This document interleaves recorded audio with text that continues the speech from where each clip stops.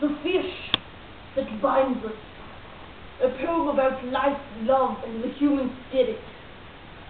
Gills for breathing, flickering fins, pushing us through the waters of the universe. Beware the hook. Beware the dangling hook, lest the world come crashing down. Down upon our heads, oh sweet scales! No more wails of damnation, no more! It is the fish, the bluegill, trout, and koi, who hold us well together upon dry land.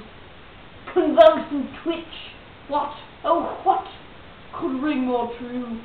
Sweet merciful mackerel, vicious salmon, it takes them all to keep the sea, to keep them jumping, dancing, vibrant and alive, screaming possibilities.